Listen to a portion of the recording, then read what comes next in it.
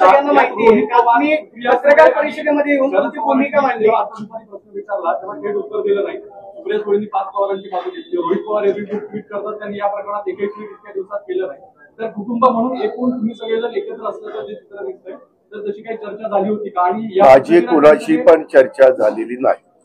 मला तर पहिल्या दिवशी तर काहीच माहित नव्हतं. मी आपला नेहमीसारखा सकाळी 7ला तिथं जाऊन एक मिनिट टोमला बसायचो आणि दिवसभर माझं कसं असतं, एकदा मी त्या कामामध्ये मनावर घेतलं तर आज पण आपण सकाळी काही मित्र मला भेटले. मी म्हणलं की माझं सगळं संपल्यावर मी तुम्हाला भेटेल, कारण इथून जुन्नरचा माणूस 2 तास जायला लागतो, भोर राजगड म्हणजे वेगवेगळ्या भागातले. त्याच्याकरता मलाही वेळ लागला, कारण आज पण आता ते करू पाटलांच्या घरातलं काहीतरी रिसेप्शन लग्न झालं. तुमच्या लेखी या केसमध्ये पार्थ पवार सत्वदर्शनी दोषी आहेत की नाही? त्यामध्ये कागदपत्र सगळी न बघता, काही आम्ही व्यवहार ज्यावेळेस करतो त्यावेळेस टॉपचे जे वकील असतात त्यांना ते सगळं तपासायला सांगतो, त्यांना ते सर्च करायला सांगतो.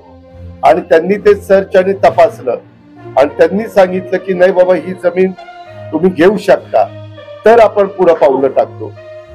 असं सगळ्याच गोष्टी रे. त्याच्यामध्ये कधी कधी नोटीस पण देतात की बाबा ही जमीन अशा या जमिनीच्या संदर्भामध्ये कुणाचं काही आक्षेप आहे, म्हणणं आहे वगैरे वगैरे असं केलं जातं. तशा कुठल्याच गोष्टी इथं केल्या गेल्या नाही आणि मला हा व्यवहार झालेला माहिती नव्हता, नाही तर मीच सांगितलं असतं की असं करू नका. या सगळ्या प्रकरणामध्ये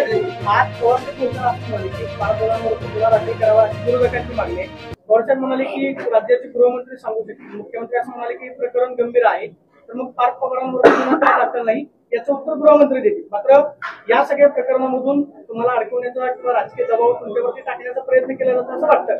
असं काही मला वाटत नाही. मी त्याच्याबद्दल चंद्रशेखर बावनकुळे यांचं स्टेटमेंट बघितलं.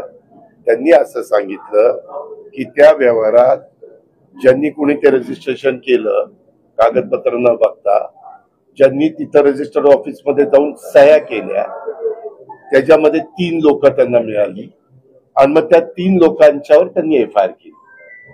सह्या करणारा, दुसऱ्याला पण सह्या करणारा आणि तिसरा हे रजिस्ट्रेशन करणारा, असं ते झालंय.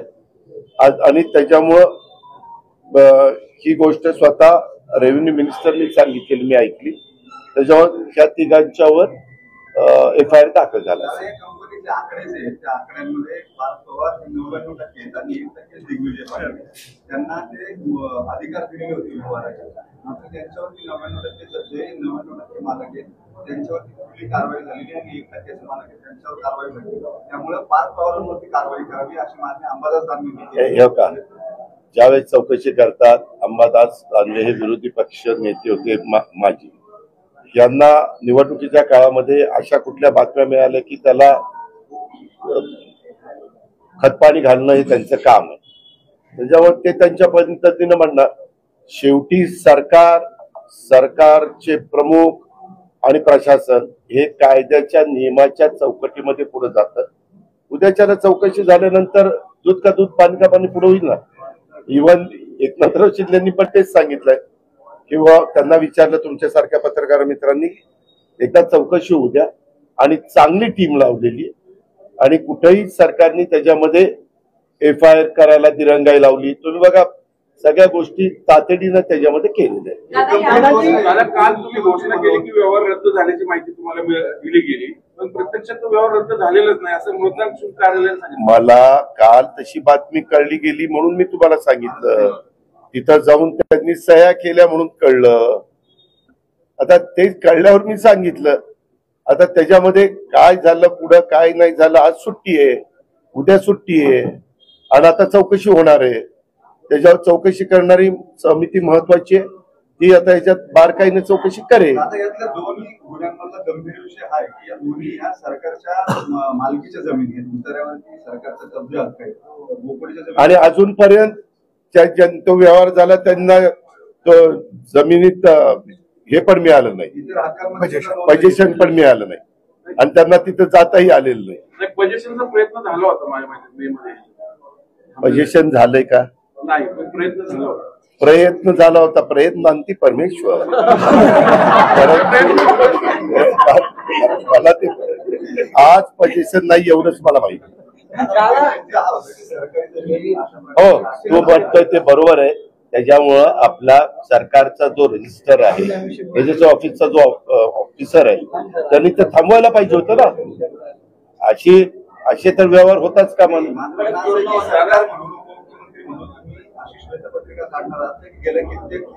त्यामध्ये एकदा आमचा अहवाल येऊ द्या. मुख्यमंत्र्यांच्या आदेशाने ते आदेश निघाले. 1 महिना कळ काढ म्हणजे मग आपल्याला अहवाल येईल. अरे बाबा ते त्याच्यात आता माझ्याकडे नाही रे ती नोट आहे का रे कुणाकडं यांना त्याच्यामध्ये घातले. त्यांनी काय तपास करून काय त्यांच्याकडनं अपेक्षा त्याच्यात तुम्ही म्हणताय तेही घातलंय. पुन्हा अशा प्रकारच्या जमिनी असणाऱ्याच खरेदी किंवा काही होऊ नये म्हणून काय खबरदारी घेतली गेली पाहिजे असं त्याच्यामध्ये सांगितलेलं. आता माझ्याकडे नाही तर मी तुम्हाला लगेच. दादा, ह्या केसमध्ये मोडस ऑपरेंडी अशी आहे, त्या प्रॉपर्टीवर भूमी अभिलेखकडे जायचं, नावं चढवायची इतर राहतात ती मुख्य याच्यात आणायची, नावं चढवून मग खरेदी करायचं आणि ताबा मारायचा. हे लिटिगेशन करणं एक टोळी आहे बेसिकली. अनेक टोळ्या आहेत थांबण्यासाठी. तुम्ही म्हणताय ते माझ्याही कानावर आलेलं आहे. म्हणून मी पुन्हा पुन्हा पत्रकार मित्रांनो आपल्याला सांगतो की ह्या संदर्भामध्ये हे जे काही आहे त्याच्यात नक्की विकास खारगे आणि त्यांची टीम ह्याचाही नक्की तपास करतील. मी पण त्यांची भेट झाल्यावर सांगतो की बाबा अशा पद्धतीनं मला पत्रकार परिषदेमध्ये अभ्यासू पत्रकारांनी फार खोलात जाऊन हे प्रश्न विचारलेले आहे. त्याच्यावर आणि ते खरोखरच मी तुमचं कौतुक करतो. हे उद्याच्याला राज्याच्या पण हिताचे आहेत. आपला टॅक्स जो असतो तो टॅक्स पण बुडता कामा नये. परंतु कारण नसताना हे जे काही मोडस चालते ते पण बंद झालं पाहिजे. त्याच्यामध्ये एक असे वेगवेगळे पोलिसांची मदत घेतली जाते, सगळ्या गोष्टी होतात म्हणूनच त्याचे पण चौकशी. हा बरं झालं हे का ते चौकशी समिती प्रस्तुत प्रकरणात अनियमितता झाली किंवा कसं याबाबत चौकशी करा. प्रस्तुत प्रकरणी अनियमितता झाली असल्यास आढळल्यास संबंधित जबाबदारी निश्चित करून त्यांच्यावर कारवाई करण्याची शिफारस करा. प्रस्तुत प्रकरणी अनियमितता झालेली आढळल्यास सदर जमीन पूर्वस्थितीवर आणण्यासाठी उपाययोजना सुचवा. भविष्यात आता हे नीट आहे का, भविष्यात अशा प्रकारची प्रकरणे पुन्हा उद्भवू नयेत यासाठी देखील काय उपाययोजना करणं गरजेचं आहे हेही आपण सुचवा असं ते त्याच्यात घेतलेलं. मला हे वाक्य आठवत होतं. त्याच्यावर तुम्ही जे म्हणताय त्याबद्दल ते त्याच्यात अंतर्भाव होतोय आणि मग ते तसं केलं आणि त्याच्यात अप्पर मुख्य सचिव महसूल मुद्रांक नोंदणी विभागीय आयुक्त पुणे विभाग, जमावबंदी आयुक्त आणि संचालक भूमी अभिलेख नोंदणी महानिरीक्षक मुद्रांक नियंत्रक पुणे, जिल्हाधिकारी पुणे, सहसचिव मुद्रांक महसूल व वन विभाग मुंबई, सदस्य सचिव अशी ती कमिटी आहे. त्याच्या तुम्ही आता यापुढे पारपावरांना काही सल्ला दिलाय का? नाही हो का कुणालाही मी तर एक सल्ला कालच दिलेला आहे प्रशासनाला. ऐका ना बाबा की बाबा इथून पुढं माझ्या जवळचे लांबचे कुणी नातेवाईक अशा पद्धतीनं काही गैरव्यवहार करत असतील किंवा चुकीचं करत असतील किंवा कुणाच्या सांगण्यावरून त्यांच्याकडनं चूक घडत असेल आणि ती तुमच्या लक्षात येत असेल तर ते अजिबात करत जाऊ नका. त्याच्यामध्ये अजिबात कुणाच्या दबावाला घाबरू नका. मी कालही नियमावर बोट ठेवून चालणारा एक कार्यकर्ता होतो, आजही आणि उद्याही राहणार आहे. मी असल्या कुठल्या गोष्टीचं कधीच आयुष्यात समर्थन करणार नाही. मला ते पटतच नाही. एक जरा आणि हे सगळं होत असताना ह्यामध्ये मी पार्थला माझं काल काय झालं, माझे काल पण उशिरापर्यंत सगळे कार्यक्रम चालले आणि तिथून मी डायरेक्ट निघालो आणि इकडं आलो. पार्थ मुंबईमध्ये, मी उद्या रात्री मुंबईत जाणार आहे. परंतु मी मुंबईत गेल्यावर त्याला सांगणार आहे की हे जे काही प्रकरण झालं हे प्रकरणावरून काही गोष्टी तुम्ही लोकांनी पण शिकल्या पाहिजेत, कारण माणूस अनुभवातनं नवीन नवीन शिकण्याचा प्रयत्न करतोय, त्याची सुरुवात आहे. तर पुन्हा अशा कुठल्याही पद्धतीनं काही लोकांनी काही फार आपला ज्यांच्यावर विश्वास असतो त्यांनी विश्वासाने काही गोष्टी सांगितल्या तरी त्याच्यातल्या तज्ञ माणूस जो असतो, भले त्याला फी द्यावी लागली तरी चालेल, म्हणजे वकील सल्ला द्यायला, ऍडवाइस द्यायला हे करतात ना, त्याच्या प्रकारचा आपल्याकडे चांगले ऍडवायझर आहेत, चांगले वकील आहेत, चांगली टीम आहे, त्यांचा सल्ला घ्यावा आणि पुढे जावं. सांगितलं होतं की बाबा हा व्यवहार झालाय तो चुकीचा आहे आणि हा व्यवहार होत असताना मला माहिती नव्हतं. 300-400 कोटी रुपयांचा व्यवहार होताना वडील म्हणून पार्थ पवारांनी तुम्हाला विचारलं नाही का की एवढे पैसे मी इन्व्हेस्ट करतोय ह्या? अरे पैसे सुद्धा इन्व्हेस्ट केले नाही, अरे 1 रुपया इन्व्हेस्ट केला नाही बाळा, मी ते सगळं बघितलं. 300 कोटी कशाला म्हणतात? 1 रुपया, तेच मला कळत नाही की त्या समोरच्या पार्टीने पण 1 रुपया न घेता कसं काय हे केलं, काय ते गडू म्हणून त्याची चौकशी करतोय ना बाबा. आता कोण फसलं, प्रश्न विचारणारा फसला का आणखी पुढे फसलं ते विचारतोय. दादा आता हो, चौकशी केल्याशिवाय कळणार नाही चुकीचे लोक अधिकारी होते का आणखीन कोण होते ते चौकशी झाल्यावर सांगतो ना, अशीच प्रेस कॉन्फरन्स घेऊन सांगतो. दादा ते आता ते सनी फुलमाळी भेटला, ते नंदीवाल्याचा पोरगा आहे, गोल्ड मेडल, काय बोलले, आश्वासन काय देणार आहे तुम्ही त्याला? अरे त्याचं कौतुक केलं, त्याला शुभेच्छा दिल्या, त्याला शॉल दिली आणि आपण अशा पद्धतीनं वेगवेगळी मेडल मिळवल्यानंतर जागतिक स्तरावरचं मेडल, तू समजा ऑलिम्पिकचं किंवा विश्वविजेत्यामध्ये तुझी गणना झाली तर तुला आम्हाला 2.25 कोटी रुपये द्यावे लागतात. परवा 3 मुलींना आपल्या ज्या भगिनी होत्या ज्यांनी खरोखरीच जगामध्ये आपल्या देशाचं नाव उज्ज्वल केलं आणि बरेच वर्षाचं आपल्या भारतीयांचं स्वप्न होतं की महिला क्रिकेट टीमनी वर्ल्ड कप जिंकावा, त्यामध्ये आपण कालच दिलं 2.25 कोटी रुपयाचे चेक दिले. RTGS त्यांच्या अकाउंटला पण झालं. त्यांच्या प्रशिक्षण देणाऱ्यांना 20 लाख का काहीतरी रुपये दिले. तसं यांनी कुठलं पारितोषिक जिंकलं, आज शनिवार रविवार आहे, मी माझ्या ऑफिसला सांगितलं सोमवारी चौकशी करा आणि तोही एकदा ह्याच्याच मतदारसंघातला आहे, गरीब आहे, पालामध्ये राहणार आहे, पालामध्ये. आम्हीच जाऊन केली होती बातमी, पाला तेच. अरे बातमी करणं हा तुझा जन्मसिद्ध हक्क आहे. 5 दिवस राष्ट्रवादी काँग्रेस पक्षाचे प्रांताध्यक्ष तसंच प्रफुल्लभाई आणि इतर आमचे सगळेच दिलीप वळसे पाटील साहेब अशा अनेक मान्यवरांच्या उपस्थितीमध्ये आम्ही मुंबईमध्ये आढावा बैठक घेतल्या संपूर्ण राज्याची आणि त्याच्यामध्ये त्या जिल्ह्यातल्या सहकाऱ्यांचं काय काय म्हणणं आहे ते जाणून घेतलं. कुणी काय म्हणत होतं, कारण पहिल्यांदा इथं 3 पक्षाचं सरकार आहे, राष्ट्रवादी काँग्रेस, भाजप, शिवसेना, आणि आमच्यामध्ये निवडणुकीला सामोरं जाताना आपण महायुतीमधनं जावं असं आमच्या सगळ्यांची स्टेटमेंट निघालेली होती. परंतु आता निवडणुका जशा जवळ यायला लागल्यात तसं थोड्याशा वेगवेगळ्या भागातले कार्यकर्ते वेगवेगळ्या प्रकारे बोलायला लागलेले आहेत. पत्रकार मित्रांनो, मला तुम्हाला सगळ्यांना सांगायचं की ज्यावेळेस महाविकास आघाडी आम्ही 15 वर्ष एकत्र काम करत होतो त्यावेळेस लोकसभा विधानसभा आम्ही एकत्र लढवायचो, पण स्थानिक स्वराज्य संस्थांमध्ये काँग्रेस राष्ट्रवादी एकमेकांच्या विरोधात लढायची किंवा अजिबातच एकमेकांच्या विरोधात लढल्यानंतर अपयश येऊन समोरच्यांचा फायदा होणार असेल तर तिथं कॉम्प्रोमाइज त्या ठिकाणी केलं जायचं. आताही साधारण तसाच एक कार्यकर्त्यांचा कल दिसतोय. काही कार्यकर्ते म्हणतात की ह्या जिल्ह्यामध्ये ह्या तालुक्यामध्ये युती केली पाहिजे, अशा वेगवेगळ्या सूचना आलेल्या आहेत.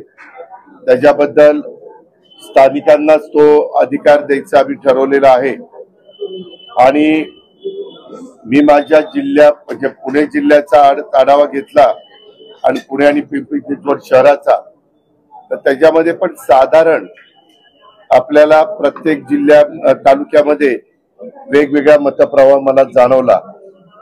आता सध्या 10 तारखेपासून नगरपालिका आणि नगर परिषदेच्याच नगरपंचायती ह्या निवडणुका असल्यामुळं काही जणांशी मी बोललो. समजा उदाहरण द्यायचं झालं तर विजयराव शिवतारे आमचे शिवसेनेचे नेते, तर ते म्हणले की दादा आता फॉर्म भरू द्या, छाननी झाल्यानंतर मध्ये माघार घ्यायला पण बराच वेळ आहे आणि त्याच्यात आपण ठरवू काय करायचंय.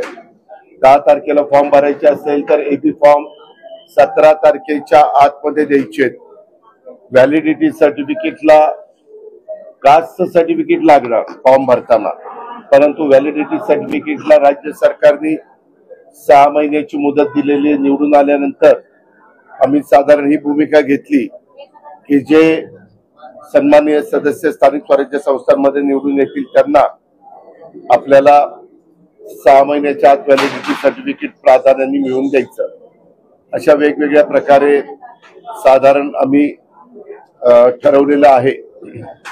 आता आज पण सकाळपासून आतापर्यंत आम्ही तो सगळा आढावा घेतला, पण महानगरपालिकेमध्ये 11 तारखेला आरक्षण निघणार असल्यामुळं काही जण म्हणतात की त्याबद्दलचा निर्णय आपण 11 तारखेला काय नक्की कुठं आरक्षण प्रभागात निघतात ते बघून घेऊया.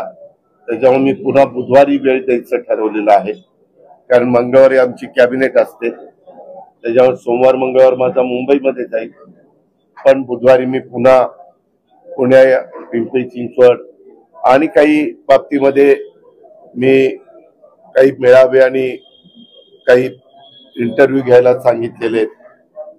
जेजुरीला, सासवडला, जिल्हा परिषद तालुका पंचायतीला त्या भागात अशा प्रकारे सांगितलेलं आहे आणि ते त्यांची चर्चा करतील आणि मला बुधवारी त्याच्याबद्दलचं ब्रीफिंग करतील आणि मग आम्ही त्याबद्दलचा निर्णय घेऊ. कार्यकर्ते असं म्हणतायत की स्थानिक स्वराज्य संस्थेमध्ये प्रतिनिधित्व मिळालं नाही तर कार्यकर्ता कसं जगणार, स्वबळावरती निवडणुका लढवा, तुमचा सुद्धा तोच आग्रह आहे. नाही, कार्यकर्त्यांचा आग्रह राहणारच ना, कारण एक तर 9 वर्षांनी निवडणुका होत आहेत.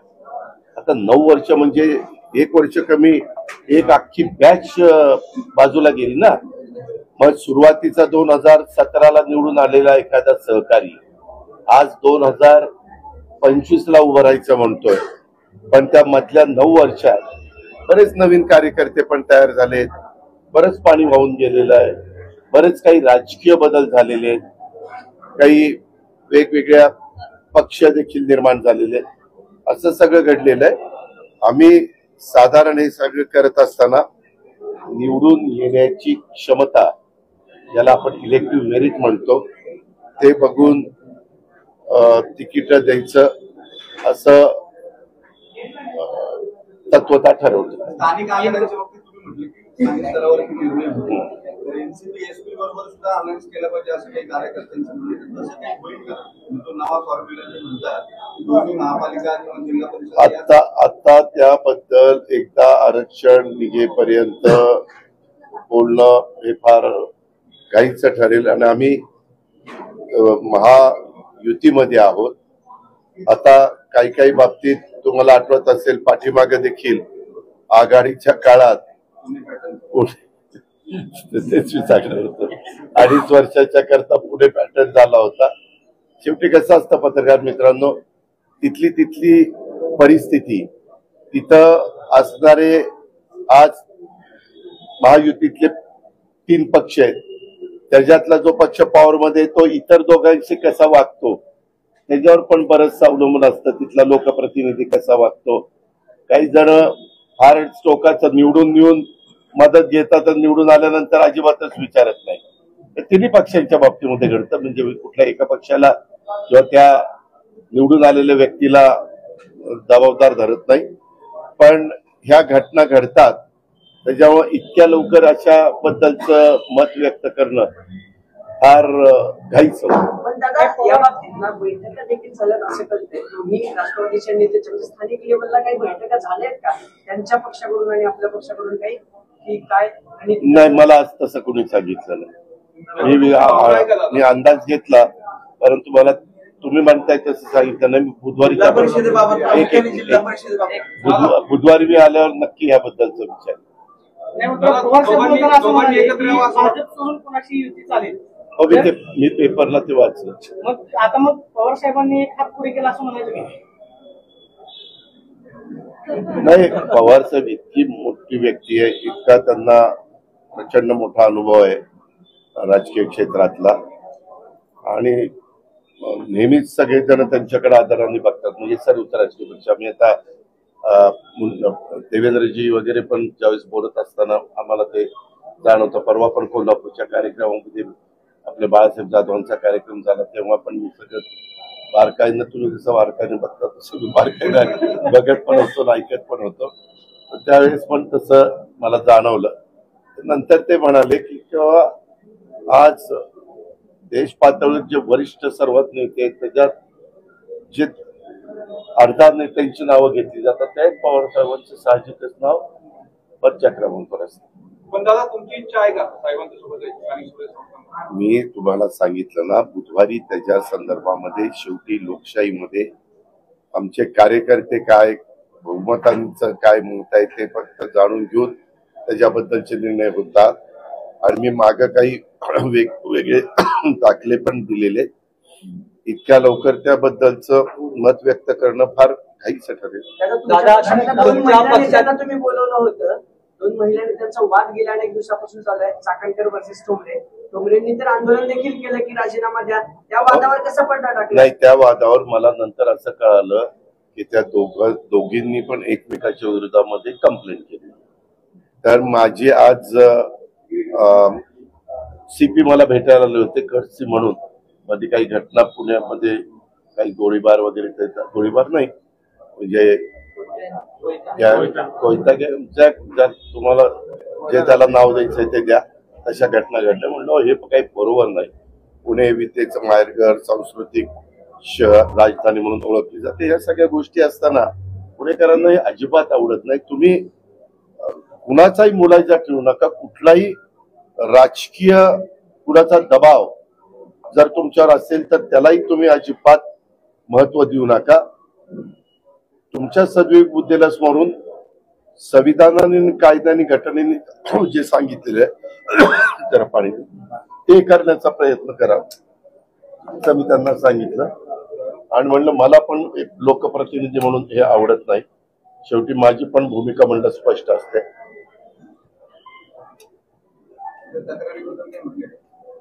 त्यावेळेस मला ते तक्रारीबद्दल म्हणले, दोघांच्याही क्रॉस कंप्लेंट आल्या.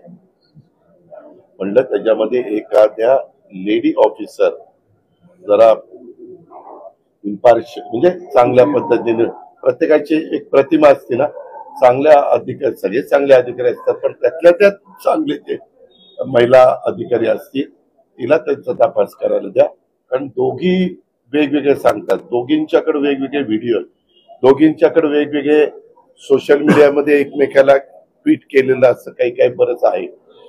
त्याच्यामुळं ज्यावेळेस दोन्ही महिलांच्याकडनं हे असं ऐकायला मिळतं आणि पोलीस कंप्लेंट ऑलरेडी झालेली आहे. सहसा माझा स्वभाव असा आहे की ज्यावेळेस पोलीस कंप्लेंट होते त्यावेळेस पोलिसांचं काम आहे नीटपणे तपास करणं, नीटपणे चौकशी करणं आणि काही फॅक्ट आहे ती समोर आणणं. तर ते म्हणले ठीक आहे, मी तसं लक्ष घालतो. म्हणलं बुधवारपर्यंत आम्हाला सांगितलं तर बरं पडेल. गेले 2 दिवस एक वाद सुरू काल मुंबईत बोलला त्याच्यावर, पण आता पुण्यात आला त्या वादावरून बऱ्याच चर्चा सुरू होत्या. काल तुम्ही पडदा टाकायचा प्रयत्न केला, व्यवहार रद्द होईल. पण पुन्हा एक नवीन पत्र आलं की 21 आणि 21 म्हणजे 42 कोटी रद्द करायचे असं म्हणून 42 कोटी रुपये भरावे लागतील, त्याशिवाय व्यवहार रद्द होणार. मग आता मला पण तुम्ही म्हणता अशी मागाशी कुणीतरी बातमी दिली. एक तर व्यवहारच तसा व्यवहारच तो झाला नाही. खरं तर त्याचं खरेदी खतच व्हायला नको होतं. ती कागदपत्र ज्यावेळेस बघितली ना त्यावेळेस रजिस्ट्रारने त्याचं खरेदी खतच नोंदणीच कशी केली तेच कळत नाही. अशा बऱ्याच गोष्टी आहेत. परंतु मुख्यमंत्र्यांना माझ्या कानावर ही गोष्ट आली त्यावेळेस मी लगेचच सांगितलं की कुणी जरी असलं तर त्याच्या योग्य पद्धतीने चौकशी झाली पाहिजे. कारण मला पण गेल्या 35 वर्षाच्या राजकीय जीवनामध्ये अनेकदा आरोप झाले. आरोप सिद्ध तर झालेच नाही, पण माझी बदनामी प्रचंड झाली. म्हणजे काही आरोपाच्या बद्दल तर निवडणुका जवळ आल्या की ते सुरूच व्हायचं, निवडणुका संपल्या की पुन्हा ते थंड व्हायचं, असं ते सगळे प्रकार तुम्हाला पण माहिती आहे. आता यामध्ये म्हटलं याची नीट चौकशी, म्हणजे जे काही चौकशी नियमाने करायची असते ज्या डिपार्टमेंटची ती करा, ती त्याबद्दल मुख्यमंत्र्यांनी निर्णय घ्यावा. मुख्यमंत्र्यांनी निर्णय घेतला, FIR पण दाखल केला. 2 FIR वेगवेगळ्या ठिकाणी दाखल झाले. त्याच्यामध्ये एक राज्य सरकारचा तहसीलदार आहे, त्यांनी पण काही चुका केलेल्या आहेत. आपल्या अंडी उगवण केंद्र आहे ना, तिथलं पण बोपडीचं काही असं चुकीचं केलेलं आहे आणि त्याच्यातून FIR दाखल करून तिघांची नावं पण त्याच्यामध्ये सांगितली गेलेली. काल काहीतरी तिथं छापा पण पडलेला होता, रेड पडलेली होती त्या नोंदणी कार्यालयाच्या तिथं बावधनला.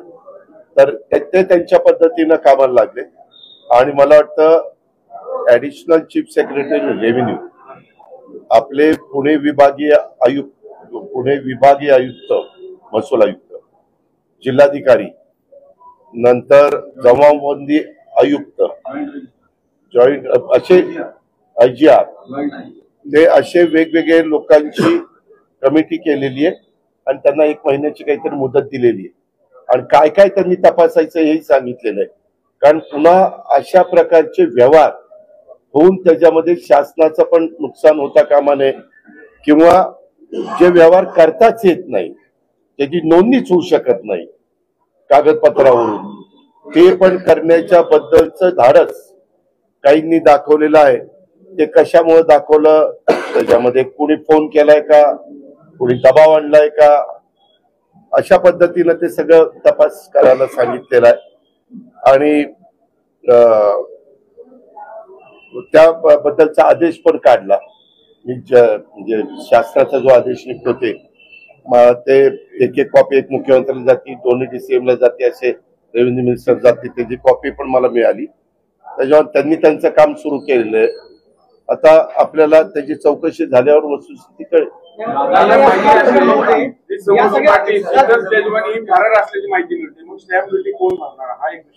अरे होय ना बाबा, पहिल्यांदा जो कागदच होण्याचं कारण आहे ज्याच्यात 1 रुपया पण दिला गेलेला नाही, 1 रुपया पण दिला गेलेला नाही आणि तो कागद होऊ शकत नाही, अशा या सगळ्या गोष्टी आहेत. तरी तो कागद केला गेलाय आणि तो आता केला गेलाय तर तो ग्राह्य धरला तर तो रद्द करण्यात आलाय. अशा त्या सगळ्या कॉम्प्लिकेटेड झालेले. आता हे झाल्यानंतर कुठल्या विभागांनी काय कळवायचं ते कळवलेलं आहे. आता त्याच्या संदर्भामध्ये हा पण एक चौकशीचा भाग आहे. कदाचित